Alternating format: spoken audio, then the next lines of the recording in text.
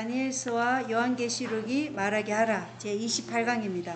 144쪽이죠. 머리 7입니다. 7. 아까 제가 말씀드린 7은 사실은 미국이 7번째다 이렇게 말씀드렸죠. 온 세상의 정치적 세력들은 엄녀의 지도력 하에 있으며, 여기 나오죠. 온 세상의 정치적 세력들은 엄녀의 지도력 하에 있어요. 계시록 17장에 치명적인 상처를 입은 그 엄녀가 어디 위에 있는 거예요? 7머리와 10뿔 짐승 위에 있잖아요. 그죠? 주홍색 짐승 위에 있어요. 물들 위에 있어요. 그래서 짐승, 엄녀의 지도력 하에 정치적 세력들이 다 있다는 거예요. 그리고 실제로 그래요. 그들의 권력 구조를 보면 실제적으로 정치 지도자들이 제일 밑바닥이에요. 제일 밑바닥에 정치 지도자들이 있어요. 자, 그래서 엄녀의 지도력 하에 세상의 정치적 세력들이 있고, 엄녀는 그녀의 딸들과 무리를 지배하고 과거에 그랬던 것처럼 하나님의 백성을 박해할 것입니다. 이것이 짐승의 앞으로 있을 일인데, 이 시점에서 박해하는 물이 다시 한번 흐를 것인데, 이는 치명적인 상처가 치유되는 것이죠. 이 치명적인 상처를 치유하기 위해서 미국이 그 일을 한다는 것입니다. 미국이. 그래서 미국이 7번째예요. 8번째 교황 로마가 부활할 때는 그 부활은 한 번이고 8번째예요.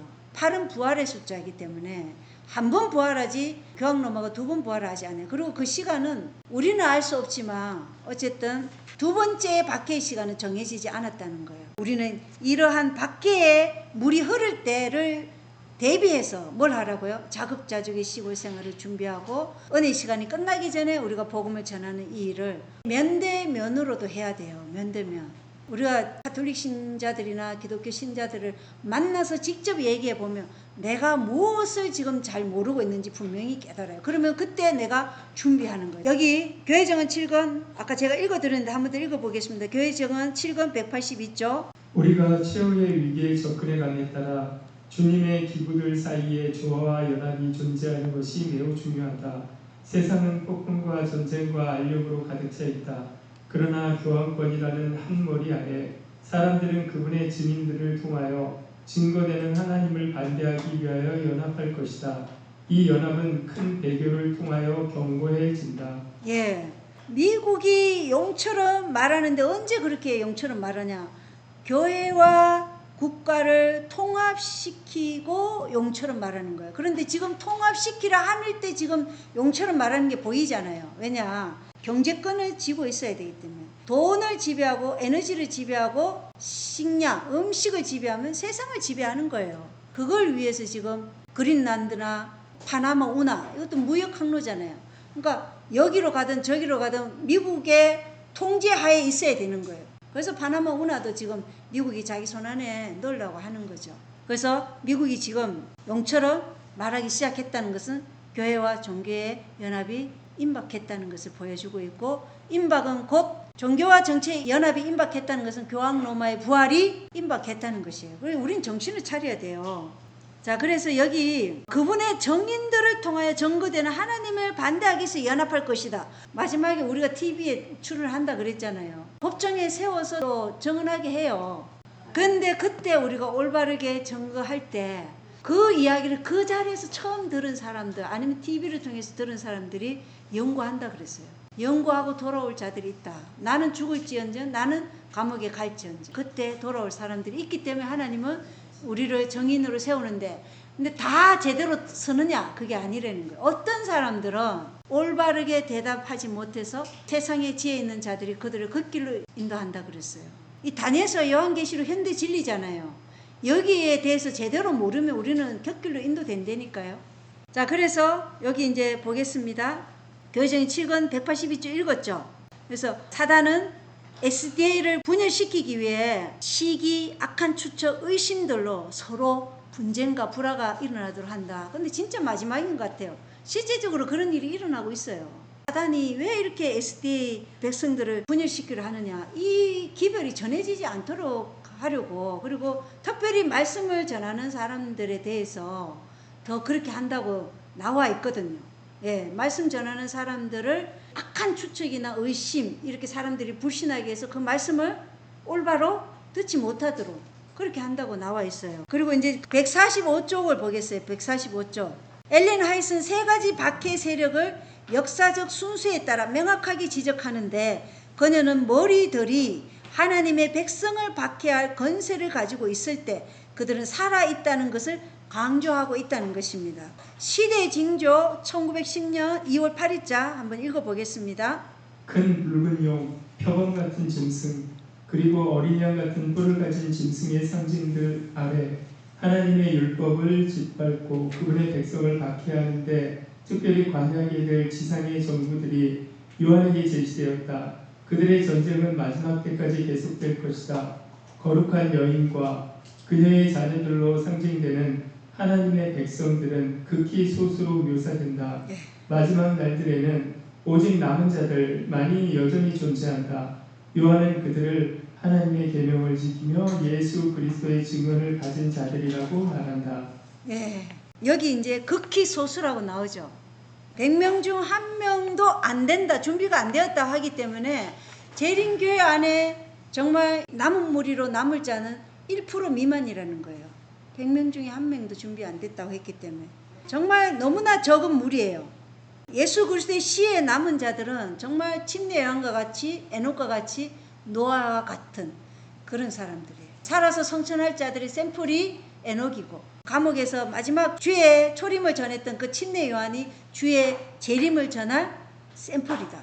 그리고 노아가 이 마지막 세상에 홍수 심판이 오기 전에 사람들의 샘플이다. 그래서 그렇게 살지 않으면 우리는 잃어버림 당한다는 것을 보여주고 있어요. 그런데 그들은 우리보다 더 빛이 작았지만 우리는 더 많은 빛을 가져도 지금 그렇게 살지 못하고 있다는 것은 우리에게 문제예요. 엘렌 하이트는 미국과 로마 교황권을 연결시키고 있어요. 시대의 징조 1893년 6월 12일자 읽어보겠습니다. 주님께서 그분의 백성들에게 피난처로 마련해 주신 땅, 그들이 자신의 양심에 따라 주님을 예배할 수 있도록 마련해 주신 땅, 전능하신 이의 방패가 오랫동안 펴져 있었던 그 땅, 하나님께서 그리스도의 순수한 종교의 저장소가 되게 하심으로써 은혜를 베푸신 그 땅이 입법자들을 통해 개신교의 원칙을 포기하고 하나님의 율법을 훼손하는 일에 로마족 베드로를 지지할 때 바로 그때 죄의 사람의 마지막 일이 드러날 것이다. 개신교들은 그들의 모든 영향력과 힘을 교황권의 편에 던질 것이다. 그들은 국가적 행위를 통해 거짓 안식일을 강요함으로써 로마의 부패한 신앙에 생명과 활력을 주어 그녀의 폭정과 양심에 대한 압제를 부활시킬 것이다. 그때가 되면 하나님께서 당신의 진리를 옹호하시기 위해 강력한 권능으로 일하실 때가 될 것이다. 네. 자, 여기 미국과 로마 교황권의 연결이 분명하게 나와 있죠. 그죠? 미국은 어린 양 같았을 때는 양심의 자유가 있었어요. 그러나 용처럼 말을 할 때는 양심의 자유가 없죠. 그리고 입법자들을 통해서 개신교의 원칙을 포기하도록 하는 거예요. 그러니까 성경적 기독교가 아닌 로마적 기독교, 가톨릭적 기독교를 강요하는 거죠. 엄격하게. 그런데 하나님의 백성은 그것을 엄숙하게 거부해야 돼요. 그리고 하나님의 율법을 훼손하는, 그러니까 교황권이 만든 교황권의 권위의 표인 일요일이 들어간 법이죠. 그래서 그거는 로마적 베드로를 지지할 때, 용처럼 말할 때 바로 그때 제3의 마지막 일이 드러날 것이다. 그때 치명적인 상처가 치유된다는 거죠. 치명적인 상처가 언제 치유되느냐? 미국이 용처럼 말할 때 그때 치명적인 상처가 치유된다. 그러면 1월 법령을 세워서 이제 그것을 강요할 때 완전히 치유가 된다. 그 강요를 미국이 해요. 그러나 교황권이 전 세계 통치자로서 이제 등극을 해요. 여러분, 바벨론의 왕은 등극하는 애가 있고 통치하는 애가 다르죠. 예, 그래서 2025년이 레오의 등극이었다면 2026년은 레오의 통치가 시작된다고 지금 나와요, 기사에. 그래서 우리에게 시간이 정말 없어요. 이 개신교도들은 그들의 모든 영향력과 힘을 교황의 편에 던진다는 것입니다. 분명하게 나와 있잖아요. 그죠? 모든 영향력과 힘을 교황의 편에 던져서 교황권이 이 모든 군사력, 경제력, 그 다음에 정치적 힘을 발휘할 수 있도록. 그래서 그 힘이 다 뭐예요? 강요와 압제라는 거예요. 하나님의 법은 설득과 이해, 사랑이지만 이 사단의 방법은 강요, 압제고 그리고 말 안 들으면 죽이는 것이죠. 그렇게 할 것이라는 것입니다. 어떤 이들은 용 짐승의 8번째 머리에 대해 궁금해하는데 간단히 말해서 용 짐승은 머리가 8개가 아니라 7개 뿐이다. 그러나 7번째 머리는 8번째로 간주되는데 달리 말하자면 바다 짐승이 치명적인 상처에서 부활했기 때문에 머리 번호 7은 숫자 8을 지닌다. 이렇게 얘기하는 거예요. 그런데 이게 바로 이제 7번째가 교황 로마고 8번째도 교황 로마니까 이렇게 얘기하는데 8이라는 숫자가 부활을 상징하기 때문에 그냥 한 번 부활하는 거예요. 그래서 지금 그러기에도 시간이 너무 짧으니까 우리에게 주어진 은혜 시간이 별로 없어요. 정말로. 제 자신을 쳐서 복종케 하지 않으면 나는 죽는다. 그래서 요한계시록 17장은 용 짐승에게 머리가 7개 뿐이라고 여러 번 말하는데 7머리라는 것은 바벨론부터 시작해서 교황 로마까지 다 7머리죠. 왜냐하면 교황 로마는 로마 제국의 그 머리를 그대로 계승했기 때문에 그래서 7머리인 거예요. 그리고 치명적인 상처를 입었을 때 음녀는 머리가 있어요, 없어요? 없어요. 치명적인 상처를 입었을 때 음녀는 머리가 없고 그 7머리와 10뿔 위에 앉아 있는 거예요. 교황권이 이제 8번째로 부활을 했을 때 그때를 8번째 짐승이라고 얘기하는 거예요. 머리 산이 다 왕국을 나타내죠. 그리고 다니엘서 보면 짐승도 뭘 나타내요? 네, 왕국을 나타내요. 나라라고. 그래서 이 짐승은 나라를 상징하는데 8번째 부활하는 그 나라는 신세계 질서, 뉴 월드 오더라는 그 신세계 질서의 나라예요. 그것은 모든 세계를 교황권의 머리 아래 통제하고 지배하는 그 세상이 마지막 8번째 교황이 지배할 세상이고 그때 창세 이래로 없던 환란이 우리에게 닥치고 하나님의 백성들의 박해가 온 세계에서 사실은 일어나고 있기 때문에 그게 미국에서부터 시작해서 온 세계 그렇게 될 것이기 때문에 온 세상이 나를 죽이려고 한다고 한번 생각해 보세요. 그런데 어제 나랑 같이 기도하고 밥 먹던 형제가 나를 고소해. 내 자식이 나를 고소해. 내 남편이 아내가. 그럴 때 우리가 정말 정신 똑바로 차리고 살 수 있겠냐 한번 생각해 보십시오. 지금 생각으로는 견딜 수 없을 것 같아. 그죠? 어떻게 자식이, 어떻게 남편이, 어떻게 아내가. 그런데 그런 일이 일어난다고 분명히 예언을 했기 때문에 거기에 우리가 마음으로 지금 대비를 하면서 살아야 돼요. 미가서에는 옆에 누운 아내에게도 함부로 말하면 안 되는 그런 말씀이 있어요. 그러니까 길을 아무데나 열지 말라는 거예요. 옆에 같이 한 입을 덮고 자는 아내에게도 함부로 말하면 안 되는 그 날이 온다니까요. 그 성경을 우린 다 빼앗겨요. 빼앗긴다고 얘기했잖아요. 그럼 성경만 빼앗기나 예언의 신도 다 빼앗기지. 그렇게 미워하는데 다 빼앗기기 때문에 우리가 지금 외워둬야 돼요. 마음에 쌓아두라 그랬잖아요. 욥기서에 말씀을 마음에 쌓아두라. 그러면 그것이 위급한 때 성령께서 떠오르게 하신다고요. 그래서 법정에 섰을 때 마틴 루터도 그랬잖아요. 내가 두려워 떨었다고. 그런데 기도했더니 하나님께서 할 말을 주셨잖아. 근데 내 안에 말씀이 없는데 어떻게 할 말을 주시냐고. 성령께서 말씀이 없으면 말이 안 나와요. 성령께서 사용할 말씀이 내 안에 있어야지. 그래서 지금 부지런히 말씀을 연구해야 되는 거예요. 그리고 예언의 신도 중요한 거 있잖아요. 제가 그래서 전에는 반복하는 거 별로 안 했는데 이제는 계속 중요한 건 계속 반복을 해요. 특히 이제 어떻게 우리가 온전함에 이르는가 그런 것들 중요한 거는 반복을 해야 되겠더라고요. 그래서 우리가 확실하게 그것을 얘기할 수 있을 정도 그렇게 돼야 된다니까요. 자, 146조 용 짐승의 마지막 3단계를 보겠어요. 무주경에서 나온 짐승은 3개의 연속적인 역사적 단계를 가지고 있는데 하나는 과거, 하나는 현재, 그리고 다른 하나는 미래이다. 여기 무주경에서 올라온 짐승을 다루고 있네요. 짐승은 전에 있었다가 과거, 지금은 없으나 현재. 그래서 지금은 없으나 이 현재를 계시록 17장 8절에는 여전히 있는 상태라고 얘기하는 거예요. 이게 바로 종교적인 힘은 그대로 가지고 있고 전에 있었다가 지금은 없는 상태는 정치적 힘은 없는 상태다. 그리고 앞으로 미래에 부활할 교황 로마다. 이렇게 계시록 17장 8절은 얘기해주고 있고 이 동일한 시기들은 5은 망하였고 과거예요. 하나는 있으며 이것은 현재. 그 하나는 있으며가 치명적인 상처를 입은 그 상태라는 거예요. 그게 뭐예요? 전에 있었는데 1260년 동안에 있었는데 지금은 치명적인 상처를 입어서 정치적 세력은 없으나 여전히 있는 종교적인 세력은 여전히 있는 그 상태가 6번째 하나는 있음의 상태라는 것이고 다른 하나는 아직 오지 아니하였으니 이건 미래예요. 그래서 미국이 짐승이 되는 것은 언제예요? 용처럼 말을 할 때, 짐승의 형상을 세울 때가 미국이 용처럼 말할 때, 그때 미국은 7번째 짐승이 되는 거예요. 그래서 다른 하나는 아직 오지 아니하였으며 이렇게 얘기하는 거예요. 그리고 이 시기들은 또한 전에 있었다가 과거 1260년 동안 있었던 거예요. 그리고 지금은 없는 현재는 치명적인 상처를 입었어. 정치적인 세력을 잃어버린 거예요. 그러나 종교적인 세력은 여전히 있는 상태. 그 짐승은 그 8째 올라온다는 거예요. 이게 미래에 올라올 교황권이에요. 이게 계시록 17장 11절에 기록되어 있어요. 그래서 짐승은 1260년간의 교황권 통치 동안 있었던 것이죠. 그리고 짐승은 현재 치명적인 상처를 입었기 때문에 지금은 없는 상태예요.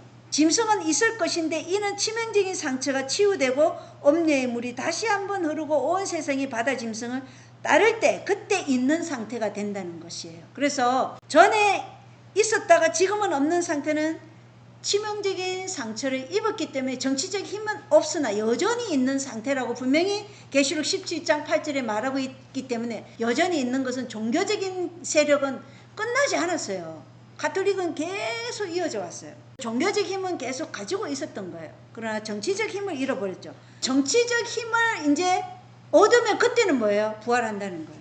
그래서 그 정치적, 경제적, 군사적 힘을 누가 주느냐? 미국이 그것을 교황권을 위해서 지금 일하고 있는 것이죠. 그리고 미국이 짐승의 형상을 세우고 짐승의 표를 강요하며 치명적인 상처를 입은 교황 로마는 확실하게 회복이 돼서 이제 전 세계 신세계 질서라는 이 질서 안에서 통치하는 시대가 온다는 것입니다. 그래서 17장 이제 좀 해결되지 않습니까? 17장에 대해서 계시록 17장. 그래서 지금은 1260년간의 교황권 통치가 동안 있었고 짐승은 현재 치명적인 상처를 입었기 때문에 지금은 없고 짐승은 앞으로 있을 것이라는 거예요. 언제요? 예, 미국이 짐승의 형상을 세우고 짐승의 표를 세워서 강요할 때 짐승은 이제 완전한 회복을 해서 다시 한번 유프라테스 강물이 흐르듯이 박해와 압정의 시대가 올 것이다. 그 기간은 언제라고는 정해지지 않았는데 어쨌든 그 기간이 온다는 것입니다. 그래서 요한계시록 12장, 13장, 17장에 나오는 짐승의 7머리는 동시에 통치하는 것이 아니라 연속적으로 통치하는데, 다시 말해서 각 세속적 세력들이 장면에 지나갈 때마다 머리들이 하나씩 상처를 입는 것이다. 우리는 적어도 2가지 이유로 이를 알 수 있는데, 요한계시록 12장 15절은 한 입만 박해하는 물을 뿜어낸다고 설명하고 있어요. 더 나아가 요한계시록 13장 3절 그리고 5절과 6절은 7머리 짐승의 한 머리만 치명적인 상처를 입었고 그중 한 머리만 부활한다. 그래서 12장에 나오는 그 머리 1260년 한때 두때 반때 박해하는 그 용은 한 용이었어요. 그죠? 그게 교황권이었고 또 치명적인 상처를 입은 그 짐승도 누구예요? 교황권이라는 거예요. 그리고 그 치명적인 상처를 입은 그 교황권만 어떻게 한다고요? 부활을 한다. 자, 그리고 이제 146페이지 날개에 대해서 한번 보겠어요. 요한계시록 17장은 날개를 펼치는 강의 상징을 언급하는데 이 고대 개념을 살펴보는 것이 좋을 것이다. 이사야 8장 7절로 8절은 사네립 왕과 그의 군대가 유다 땅을 침략하는 것을 강력한 유프라테스 강의 범람에 비유하고 있는데, 넘치고 골짜기를 범람하는 강은 날개를 펼친 용의 몸과 같다고 말하는 거예요. 한번 읽어보겠습니다. 이사야 8장 7절로 8절입니다. 그러므로 이제 보라, 주가 강하고 많은 강물 곧 아시리아 왕과 그의 모든 영광을 가져다가 그들 위에 임하게 하리라. 그가 자기의 모든 수로를 지나고 자기의 모든 강둑을 넘어서 유다를 지나가며 범람하여 그리고 목에까지 이르리니 오 임마누엘이여, 그가 날개를 펴서 내 땅을 넓게 채우리라 하시리라. 자, 아시리아 왕이 유다를 쳐들어올 때 물이 강둑을 넘어서 범람하여 목에까지 이르는데 이게 그가 날개를 펴서 내 땅을 넓게 채우리라. 그래서 이게 날개를 펼친 용의 몸과 같다, 이런 식으로 표현을 하고 있다는 것이에요. 요한계시록 17장의 10뿔과 10발가락에 대해서 보겠습니다. 요한계시록 17장의 10뿔과 10발가락 147쪽이에요. 바다 짐승이 그 상처로부터 부활할 때 세상에 오직 한 생각을 가진 나라들만 있을 것이라고 이해해야 하는가? 전혀 그렇지 않다. 요한계시록 16장 13절로 14절에서 새 악한 영이 땅의 왕들과 온 세상의 왕들을 마지막 전쟁으로 모은다는 것을 기억해야 한다. 계시록 16장 13절로 14절을 잠깐 읽고 가겠습니다. 내가 보매 개구리 같은 부정한 영 셋이 용의 입과 짐승의 입과 거짓 대언자의 입에서 나오더라.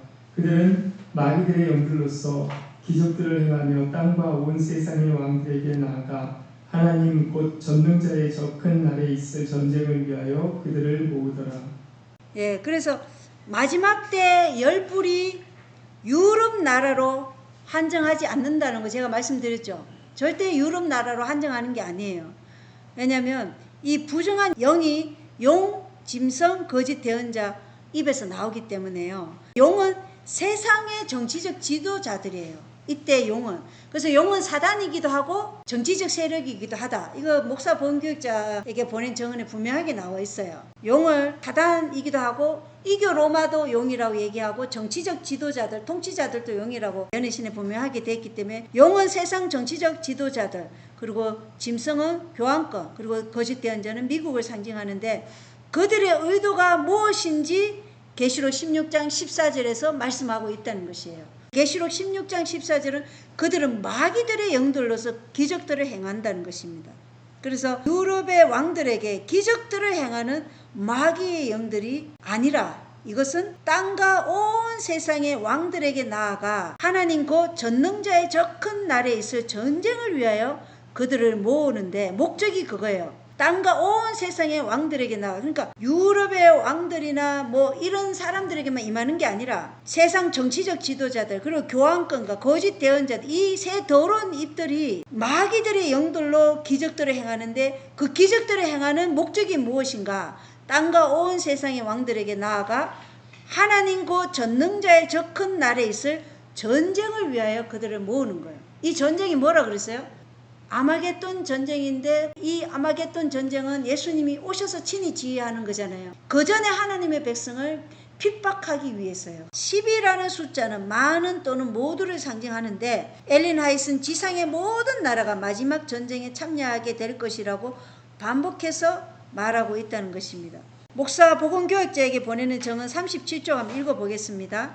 온 세상이 제7일 안식일 예수 재림 교회를 향해 적개심을 나타낼 것인데 이는 그들이 일요일 곧 적그리스도 권세의 제도를 영화롭게 함으로 교황권의 존경을 나타내지 않은 연고이다. 예, 그러니까 온 세상에 한 생각을 가진 나라들만 있는 게 아니고 그 중에 소수의 무리인 제7일 안식일 예수 재림 교회, 그 중에 하나님의 계명과 예수의 증거를 가진 요 소수의 무리는 적 그리스도의 권세의 제도를 영화롭게 하지 않는 존재가 있다는 것이죠. 교황권에게 존경을 나타내지 않는 존재가 있다고 지금 얘기하는 거예요. 그래서 온 세상이 그렇게 되지는 않는다는 것을 우리에게 보여주고 있네요. 여기 마지막 날 사건도 135조 읽어보겠습니다. 외국 나라들은 미국의 본을 따르게 될 것이다. 비록 미국이 선도를 할지라도 세계의 모든 지역에 있는 우리 백성들에게는 동일한 위기가 닥칠 것이다. 예, 외국 나라들은 미국의 본을 따라요. 비록 미국이 선도를 할지라도 세계의 모든 지역에 있는 우리 백성들에게는 동일한 위기가 닥칠 것이다. 이 세상의 강력한 지도자를 누가 요구하냐면 민중이 요구한다 그랬어요. 왜 그럴까요? 이 땅이 폭동과 혼란과 유혈의 프랑스 혁명과 같은 그런 상태에 빠지기 때문에 세상의 강력한 지도자를 우리에게 달라고 얘기하는데 그때 교황 로마가 나타나는 거죠. 교황 로마를 전면에 내세우는 게 백성이 원했어요. 우리에게 왕을 달라. 이스라엘 백성도 그랬잖아요. 그렇듯이 우리에게 이 폭동과 혼란과 이 유혈의 사태, 프랑스 혁명과 같은 이런 상태에서 우리를 건져줄 강력한 지도자를 요구한다 그랬어요. 그래서 교황 로마가 그때 온 세상을 지배할 것입니다. 그리고 아까 어린 양이 전쟁을 한다 그랬잖아요. 계시록 17장 14절에 이들이 어린 양과 전쟁을 하려니와 이게 어린 양과 전쟁을 한다는 게 누구예요? 하나님을 증거하는 정인들과 전쟁을 하는데 그 정인들을 어떻게 전쟁하느냐? 핍박함으로써 전쟁을 한다는 것이에요. 그래서 그 목적이 바로 저 큰 날에 있을 전쟁을 위하여 그들을 모으는데 백성을 핍박하기 위한 전쟁이라는 것이에요. 그래서 이 온 세상의 왕들에게 나아간다. 마지막 시대의 숫자 10은 세계화예요. 세계화.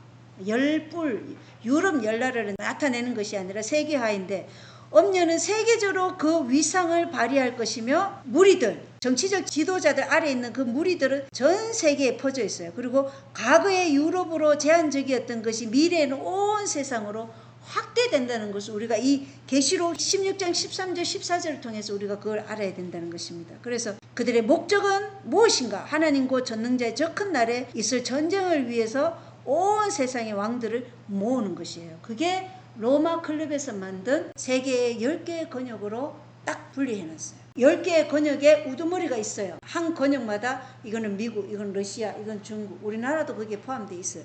한 나라도 빠진 게 없어요. 다 그래서 권역으로 딱 묶어서 10개의 세계 지도를 통해서 로마가 신세계 질서로 통치하도록 딱 그렇게 권역을 만들어 놨더라고요. 이 전쟁은 하나님께서 자신의 백성을 통해 일하시는 것처럼 하나님을 모방하는 사단 또한 자신의 대리자들을 통해 일할 것이에요. 그래서 그게 이제 많은 무리들을 통해서 하나님의 백성을 핍박하기 위해서 하는데, 결국은 이 전쟁은 아마겟돈 전쟁으로 예수님께서 마무리하시죠.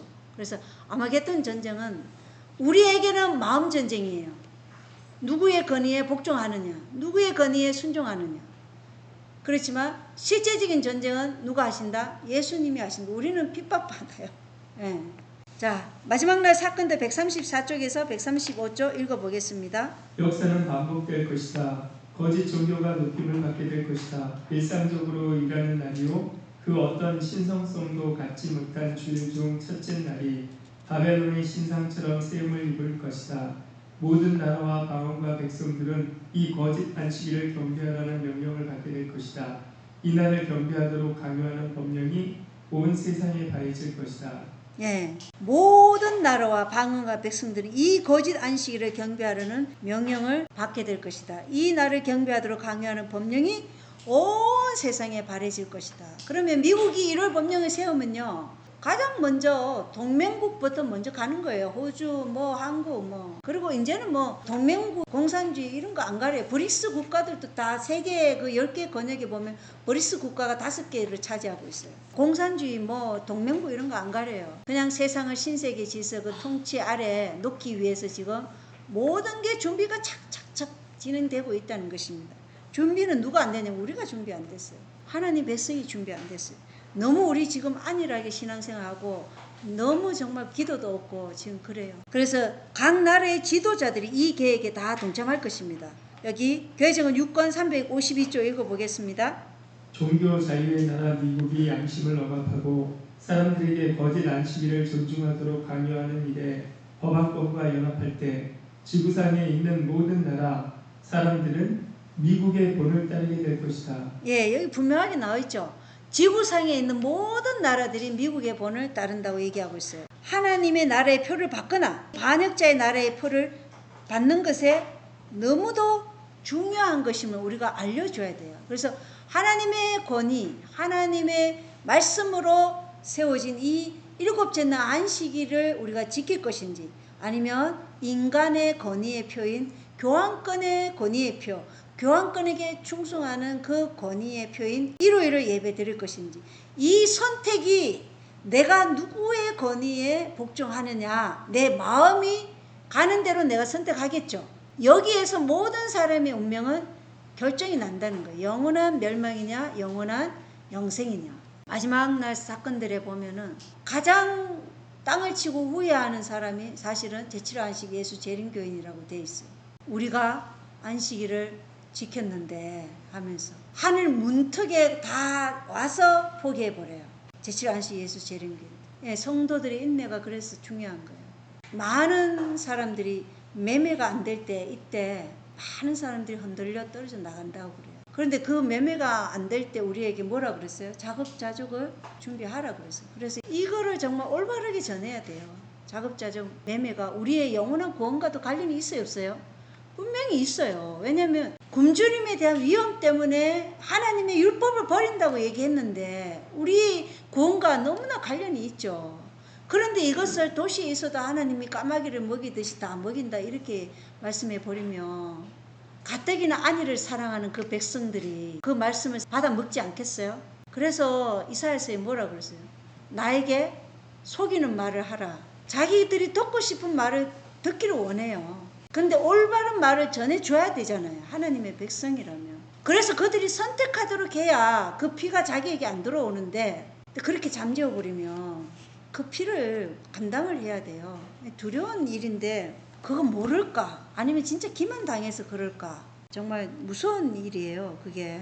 이렇게도 분명한데. 예. 자, 그리고 교회종 6권 읽어보겠습니다. 안식일 문제는 전 세계가 참여할 최후의 투쟁의 정점이 될 것이다. 예. 안식일 문제가 전 세계가 참여할 최후의 투쟁의 쟁점이에요. 그런데 이때 안식일을 지킨다는 것은 우리가 오늘날 이렇게 안식일 지키는 거하고는 차원이 다르죠.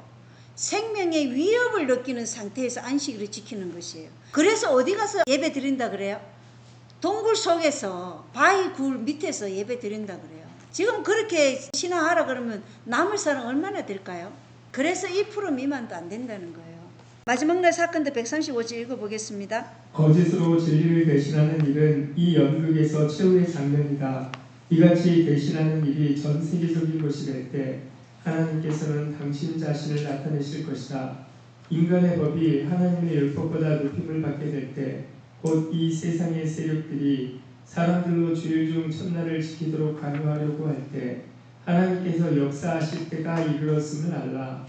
예, 거짓으로 진리를 대신하는 일이 이 연극에서 최후의 장면이다. 그러면 일월 법령이 세워진다는 것은 이 연극 무대가 이제 최후의 장면이라는 것이에요. 끝이 다 왔다는 거예요. 근데 그 일월 법령을 이제 거의 임박했어요. 예, 그런데도 우리는 지금 곰같이 지금 자고 있다니까요. 교회정은 7권 141조. 하나님의 율법을 인간의 율법으로 대체하는 것, 순전히 인간의 권위에 의해 성경의 안식일 대신에 일요일을 높이는 것은 드라마의 마지막 장면이다. 이 대치가 세계적인 것이 될 때 하나님께서는 당신 자신을 나타내실 것이다. 그분은 지구를 무섭게 흔들기 위하여 위험 중에 일어나실 것이다. 예, 일요일을 높이는 것은 드라마의 마지막 장면이다. 이 세상의 종말이 이제 가까이 이르렀고 예수님의 재림이 임박했다는 것이죠. 지구를 무섭게 흔들기 위해 위험 중에 예수님께서 일어나실 때가 가까웠어요. 그래서 재림교회 안에도 남아공에 있는 분들은 거의 왔다 이렇게 얘기하고 있는데 우리는 아직까지 멀은 것 같이 얘기하면 안 되죠. 거의 다 왔어요. 자, 마지막 날 사건들 136조 보겠습니다. 악인들은 자신들이 진리를 가졌다고 그들 가운데 기적이 있다고 하늘로부터 온 천사들이 그들과 함께 동행하며 이야기했다고 큰 권세와 징조와 경이들이 그들 가운데서 이루어졌다고 그리고 이것이 그들이 그처럼 오랫동안 기대하여 온 지상 복천년이라고 선언하였다. 온 세상은 개종하여 일요일 법령에 연합하였다. 자, 세상의 상태가 보이죠. 지상 복천년이 왔다. 그래서 가톨릭은 하늘에서의 천년기를 믿지 않아요. 그들은 천년기가 사실은 없어요. 그냥 교회가 계속해서 통치할 것이다. 그러고 이제 세대주의를 믿는 분들은 비밀 후보 됐다가 7년 뒤에 이 땅에 다시 내려와서 이 땅에서 복천년 누린다고 그래요. 그렇게 1월 법령에 다 연합한다는 것입니다. 왜 지금 이스라엘을 세대주의의 이론으로 제3성전을 얘기하고 왜 비밀 후보서를 이 제수이스의 미래주의 리베라죠. 리베라가 왜 그렇게 그걸 말했냐면 교황권이 무엇을 할 것인지에 대한 그것을 사람들이 알지 못하도록 관심을 어디에 돌리는 거예요? 이스라엘에게 돌리는 거예요. 지금도 사람들은 개신교인들 보세요. 이스라엘, 미국이 이스라엘을 지지했다고 해서 미국을 무조건 트럼프가 하는 일은 다 옳다고 얘기하고 있잖아요. 그래서 사단은 아주 교묘해요. 하나님의 백성들의 시대적 진도와 예언을 올바르게 보지 못하도록 사람들의 시선을 엉뚱하게 돌리고 있어요. 정치적인 것도 마찬가지예요. 왜 민주당과 공화당 두 진영으로 나눠서 왜 그렇게 서로 다른 계획을 가지고 그렇게 세속주의와 보수주의 이렇게 왜 하겠어요? 이 사람들의 그 시선을 이 정치적인 세력들로만 고정되게 해서 그 너머의 배후의 세력이 무엇인지 그걸 보지 못하게 하기 위해서예요. 그래서 연애신에는 정치에 대해서는 항거하는 거예요. 어느 편도 들지만 왜냐? 두 진영 똑같아요. 역할이 다를 뿐이에요. 그래서 해결의 법칙으로 정반합의 도출을 통해서 완전히 반대예요. 이건 정이면 이건 반이고. 그래서 완전히 세속주의, 완전히 보수주의. 그래서 두 진영이 서로 싸우고 대결하도록 해서 혼란을 일으켜요. 그리고 그들의 모토가 뭐예요? 혼돈 속에서 그들이 원하는 통치 질서를 구현하는 게 그들의 모토예요. 그게 오르도 아카오, 혼돈 속의 질서로. 이게 신석의 질서로 가는 모토예요. 프리메이슨의 모토고 일루미나티의 모토가 바로 혼돈 속에서 질서로. 그걸 이루는 것인데 우리는 지금 뭘 보는 거예요? 뭐 트럼프가 올린, 뭐 민주당이 올린 이렇게 하고 있는데 다 같은 거예요. 프리메이슨 로지에 가면 다 같이 만나서 얘기하고 있어요. 근데 언론에 비칠 때만 어떻게 한다고요? 서로 싸우는 듯이 비치는데 다 친구예요. 한 상에 앉아서 거짓말을 하는 거예요. 그걸 우리가 알아야 돼요. 자, 마지막 날 사건들 136조 읽어보겠습니다. 하나님의 율법을 짓밟는 자들은 인간의 법을 만들어서 사람들로 받아들이도록 강요할 것이다. 사람들은 그들이 할 일을 궁리하고 권고하며 계획할 것이다. 그들은 온 세상이 일요일을 지키는데 소수인 이 사람들은 왜 나라의 법에 따라 행하려고 하지 않는가라고 말한다. 예, 소수의 무리만 있는 거예요. 자, 마지막 날 사건들 136쪽에서 137쪽도 읽어보겠습니다. 소위 그리스도 교계는 중대하고 결정적인 행동의 무대가 될 것이다. 권세를 가진 사람들은 교황권의 본을 따라 양심을 통제하는 법을 제정할 것이다. 바벨론은 모든 나라를 자신의 음행으로 인하여 진노의 포도주를 마시게 할 것이다. 모든 나라가 참여하게 될 것이다. 계시자 요한은 이 때에 관하여 다음과 같이 선언한다.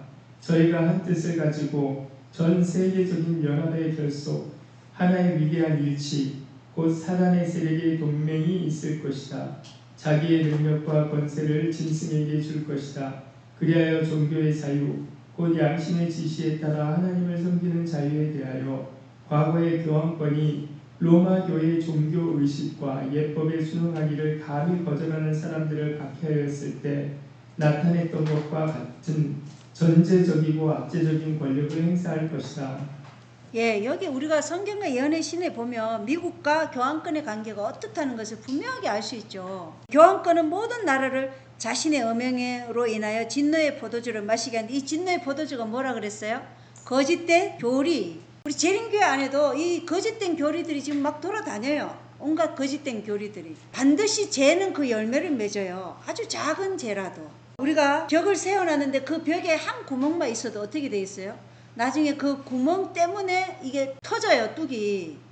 똑같아요. 우리가 잘못된 교리를 가지고 있잖아요. 그럼 결국은 그게 우리를 멸망으로 이끌어요.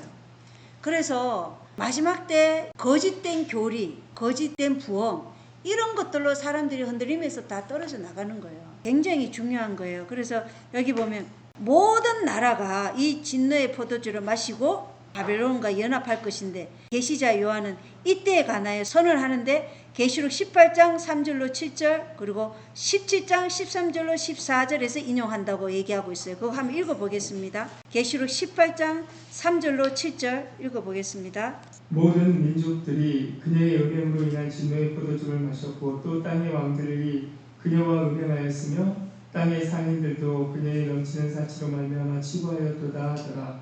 또 내가 들으니 하늘로부터 또 다른 음성이 나서 이르되 내 백성아 너희는 그녀에게서 나와 그녀의 죄들에 참여하는 자가 되지 말고 그녀가 받을 재앙들을 받지 말라. 그녀의 죄들이 하늘에까지 닿았고 하나님께서 그녀의 불법들을 기억하셨느니라.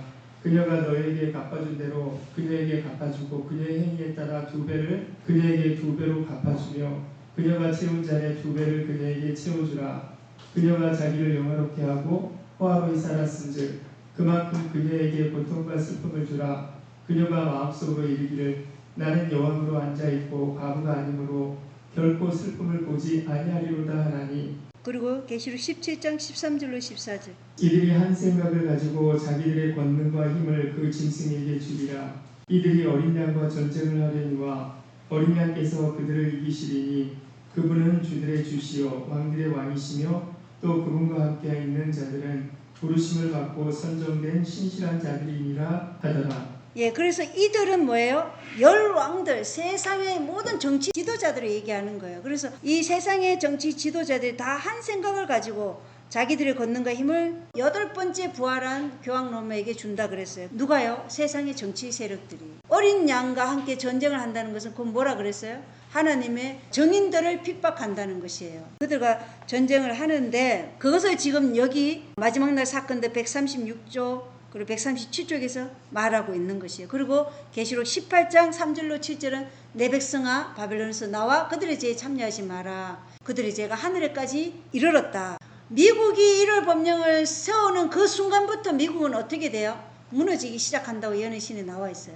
그래서 미국의 배도는 곧 미국의 멸망을 도래한다. 이렇게 기록이 돼 있어요. 1월 법령이 세워지면 이제 미국은 무너지기 시작한다는 것입니다.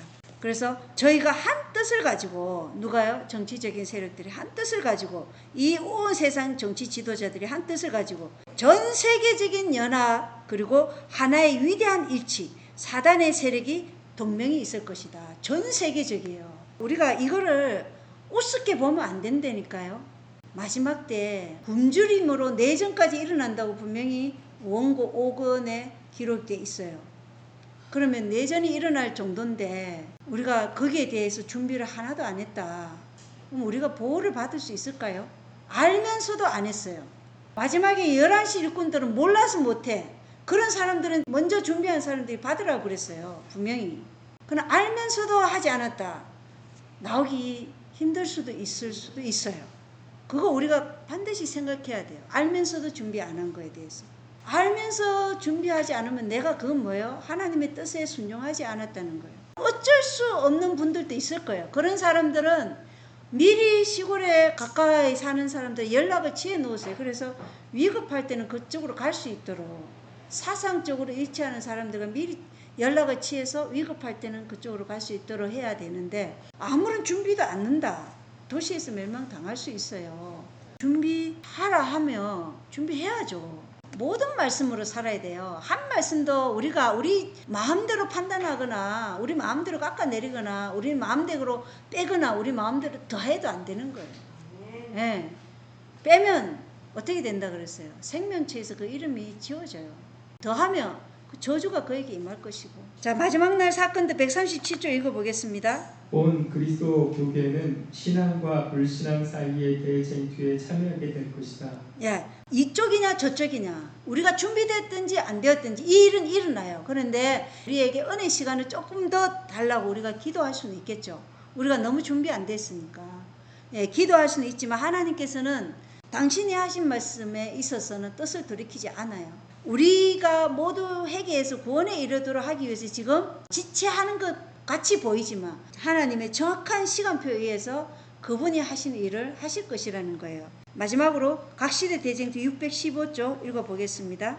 안식일이 모든 그리스도 교국을 통하여 투쟁의 초점이 되고 종교계와 정계의 권력자들이 계속하여 일요일 준수를 강요하게 될 때 그 세속적 요구에 굴복하기를 끈덕지게 거절하는 소수의 사람들은 온 세계의 저주의 표적이 될 것이다. 예, 온 세상의 저주의 표적이 누구라고요? 하나님의 계명과 예수의 증거를 가지고 예수의 믿음을 가진 자들이에요. 어느 한 나라도 예외 없이 온 세계의 모든 나라에서 거짓 우상 안식일인 일요일을 강요할 것이에요.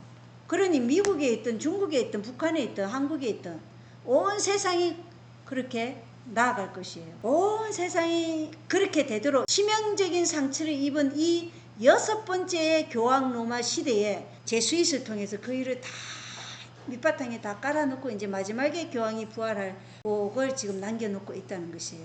이제 우리는 거의 끝에 와 있습니다. 마지막은요 진짜 임박하고 우리는 이 마지막에 백성들을 위해서 하나님께서 준비하라고 한 것은 준비한 백성을 하나님께서 보호하시는 거예요. 준비한 백성 준비해야 돼요. 하나님이 하라는 건 하고 하지 말라는 건 하지 말고 그러니까 지금 준비할 수 있는 거 지금 준비하셔야 돼요. 없는 사람도 나는 없어 이렇게 하고 포기하지 마시고 준비하실 거면 준비하셔야 된다. 만약에 준비가 안 되면 아파트에서라도 비닐로라도 양식을 준비하라. 적어도 안 된다면 그때는 어쩔 수 없죠. 근데 끝까지 뭐 거기에 못 벗어난다 그러면 그렇게까지라도 하라는 거예요. 예, 그렇게까지라도 할 수 있기를 바래요. 예, 이것으로 이제 마치겠습니다. 하늘에 계신 우리 아버지, 안식일이 모든 그리스도 교국을 통하여 투쟁의 쟁점으로 이제 떠오를 때가 얼마 남지 않았습니다. 지금은 우리가 이 안식일을 지키는 것이 아무런 방해도 받지 않고 또 아무런 투쟁이 없어도 지킬 수 있겠지만 마지막 때는 이 안식일을 지킨다는 것은 우리의 생명의 위험을 무릅쓰고 지켜야 하는, 정말로 예수의 믿음이 없이는 지킬 수 없는 그러한 안식일이 될 것입니다.